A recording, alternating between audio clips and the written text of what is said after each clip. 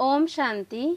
आज बाप दादा के 6 जून 2020 के ईश्वरीय महावाक्य हैं। मीठे बच्चे, इस बेहद के खेल में तुम आत्मा रूपी एक्टर पाठधारी हो। तुम्हारा निवास स्थान है स्वीट साइलेंस होम, जहां अब जाना है। प्रश्न है, जो ड्रामा के खेल को यथार्थ रीति जानते हैं, उनके मुख से कौन से शब्द नहीं निकल सकते हैं? उत्तर है, यह ऐसा नहीं होता था तो ऐसे होता, यह होना नहीं चाहिए। ऐसे शब्द ड्रामा के खेल को जानने वाले नहीं कहेंगे। तुम बच्चे जानते हो, यह ड्रामा का खेल जू मिसल फिरता रहता है। जो कुछ होता है सब ड्रामा में नूंद है, कोई फिक्र की बात नहीं है। ओम शांति। बाप जब अपना परिचय बच्चों को देते हैं तो बच्चों को अपना परिचय भी मिल जाता है। सब बच्चे बहुत समय देह अभिमानी होकर रहते हैं। देही अभिमानी हो तो बाप का यथार्थ परिचय हो, परंतु ड्रामा में ऐसे है नहीं। भल कहते भी हैं भगवान गॉडफादर है, रचता है, परंतु जानते नहीं हैं।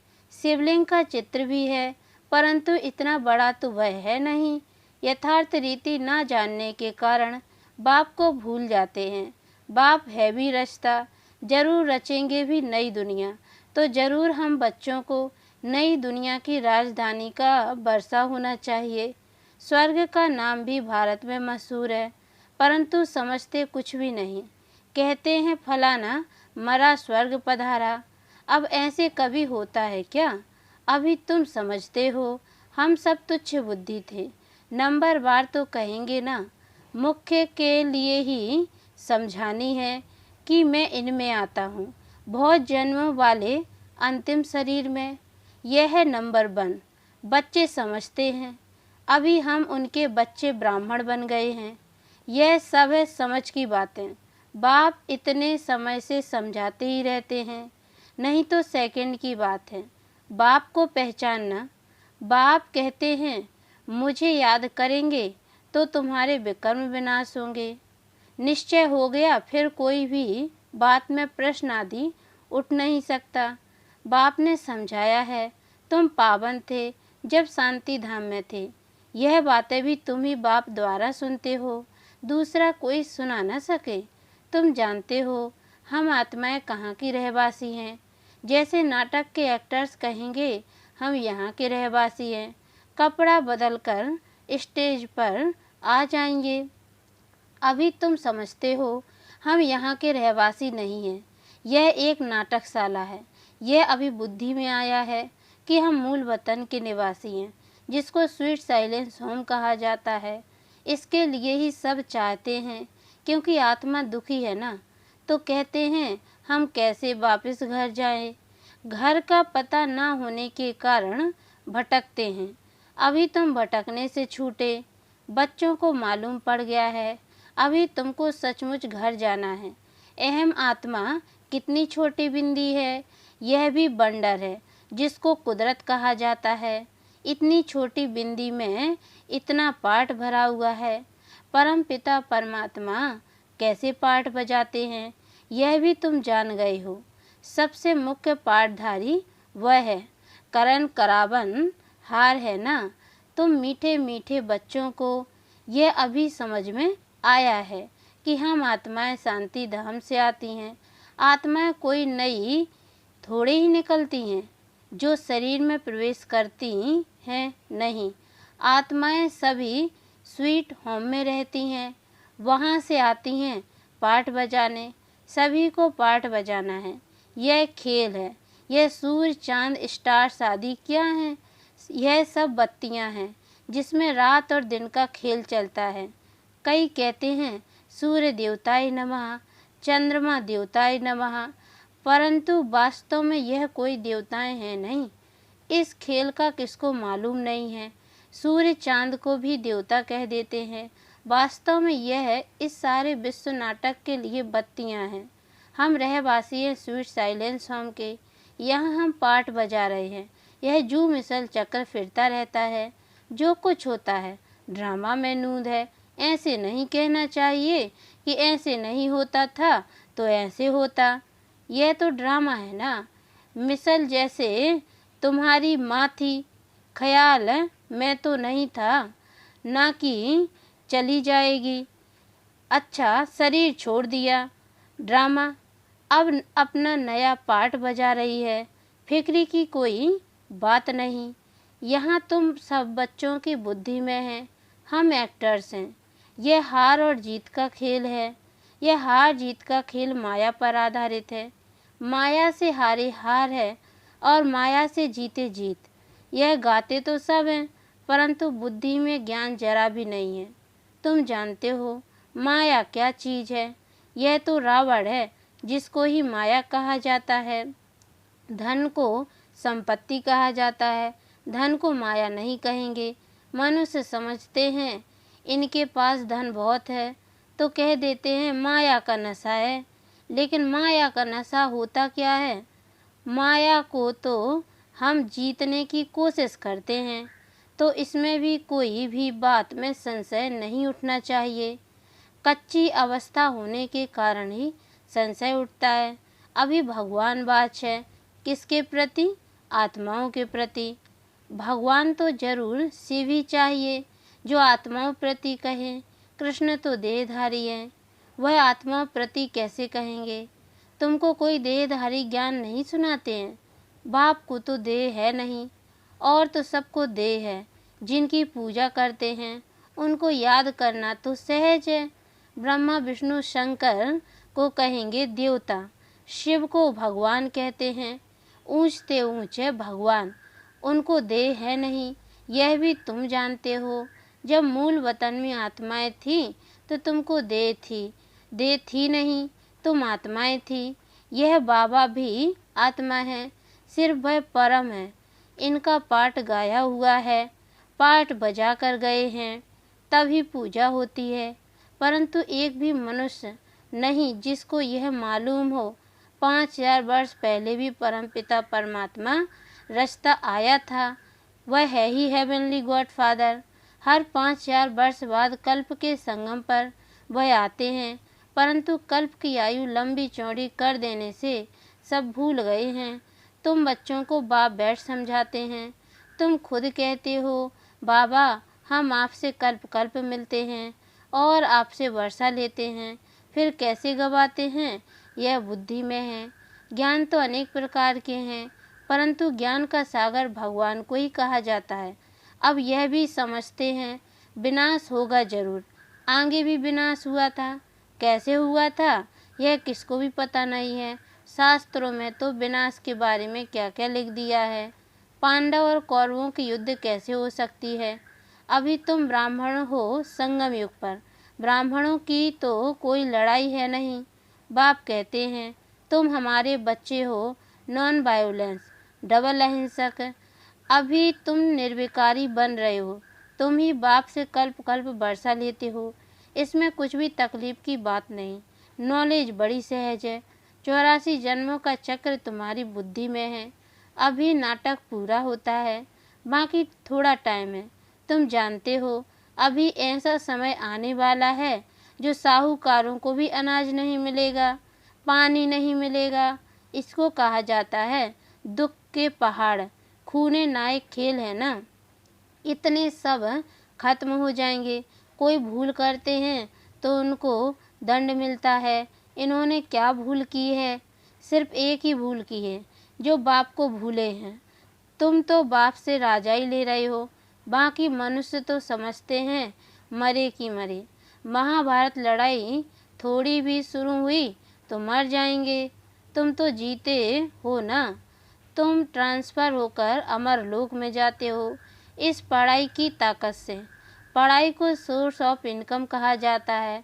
शास्त्रों की भी पढ़ाई है, उससे भी इनकम होती है, परंतु वह पढ़ाई है भक्ति की। अब बाप कहते हैं मैं तुमको इन लक्ष्मी नारायण जैसा बनाता हूँ। तुम अभी स्वच्छ बुद्धि बनते हो। तुम जानते हो हम ऊंचते ऊंच बनते हैं, फिर पुनर्जन्म लेते लेते नीचे उतरते हैं। नए से पुराना होता है, सीढ़ी जरूर उतरनी पड़े ना। अभी सृष्टि की भी उतरती कला है। चढ़ती कला थी तो इन देवताओं का राज्य था, स्वर्ग था, अभी नरक है। अभी तुम फिर से पुरुषार्थ कर रहे हो स्वर्गवासी बनने के लिए, बाबा बाबा करते रहते हो, ओ गॉड फादर कह पुकारते हैं, परंतु यह थोड़े ही समझते हैं कि वह आत्माओं का बाप ऊंचते ऊंच है, हम उनके बच्चे, फिर दुखी क्यों? अभी तुम समझते हो दुखी भी होना ही है, यह सुख और दुख का खेल है ना। जीत में सुख है, हार में दुख है। बाप ने राज्य दिया, रावण ने छीन लिया, अभी तुम बच्चों की बुद्धि में है। बाप से हमको स्वर्ग का वर्षा मिलता रहता है, बाप आया हुआ है, अभी सिर्फ बाप को याद करना है तो पाप कट जाएं। जन्म जन्मांतर का सिर पर बोझा है ना, यह भी तुम जानते हो। तुम कोई बहुत दुखी नहीं होते हो, कुछ सुख भी है, आटे में नमक, जिसको काक विष्ठा समान सुख कहा जाता है। तुम जानते हो सर्व का सद्गति दाता एक ही बाप है। जगत का गुरु भी एक ठहरा, वानप्रस्थ में गुरु किया जाता है। अभी तो छोटे को भी गुरु करा देते हैं कि अगर मर जाए तो सद्गति को पाएंगे। बाप कहते हैं वास्तव में किसको भी गुरु नहीं कह सकते, गुरु वह जो सद्गति दे। सद्गति दाता तो एक ही है, बाकी क्राइस्ट है, बुद्ध आदि कोई भी गुरु नहीं है। वे आते हैं तो सबको सद्गति मिलती है क्या? क्राइस्ट आया, उनके पीछे सब आने लगे जो भी उस धर्म के थे, फिर उनको गुरु कैसे कहेंगे जबकि ले आने के लिए निमित्त बने हैं। पतित पावन एक ही बाप को कहते हैं, वह सबको वापस ले जाने वाला है, स्थापना भी करते हैं। सिर्फ सबको ले जाए तो प्रलय हो जाए, प्रलय तो होती नहीं। सर्वशास्त्रमय शिरोमणि श्रीमद् भगवत गीता गाई हुई है, गायन है यदा यदा ही धर्मस्, भारत में ही बाप आते हैं, स्वर्ग की बादशाही देने वाला बाप है, उनको भी सर्वव्यापी कह देते हैं।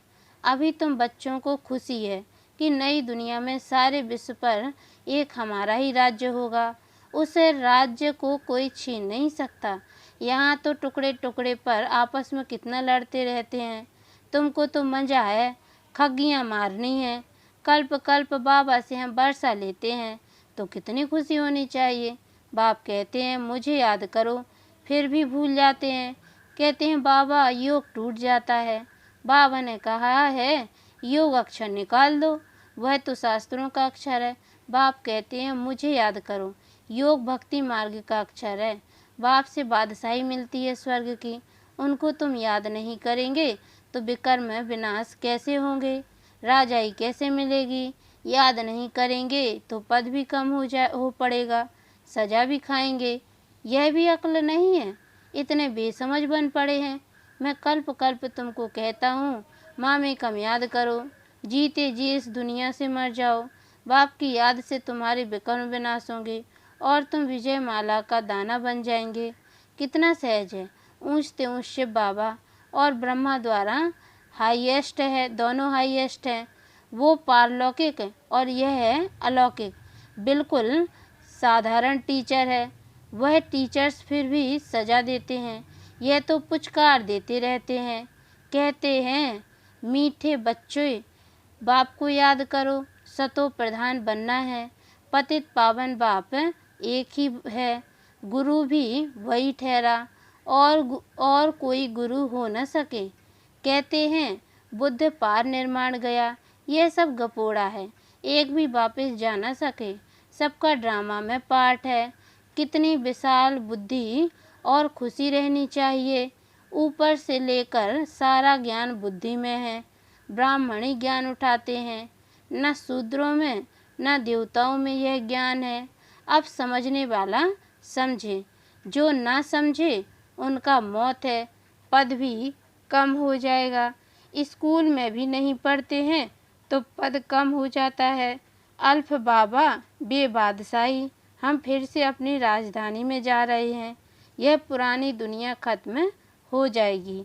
अच्छा मीठे मीठे सिकी लदे बच्चों प्रति माता पिता बाप दादा का याद प्यार और गुड मॉर्निंग।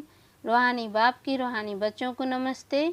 और हम रूहानी बच्चों की ओर से भी रूहानी माता पिता बाप दादा को याद प्यार और गुड मॉर्निंग बाबा, नमस्ते नमस्ते नमस्ते।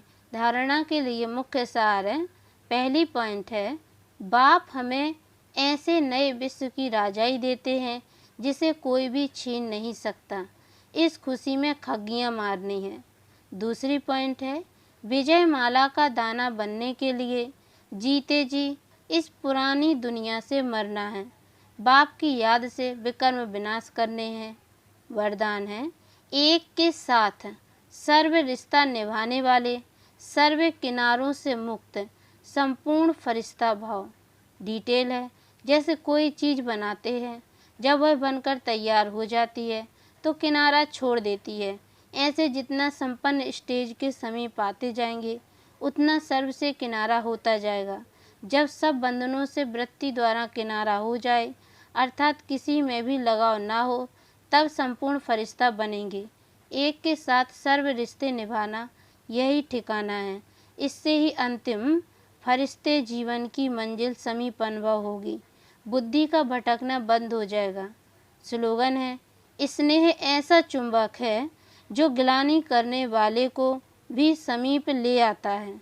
अच्छा, ओम शांति।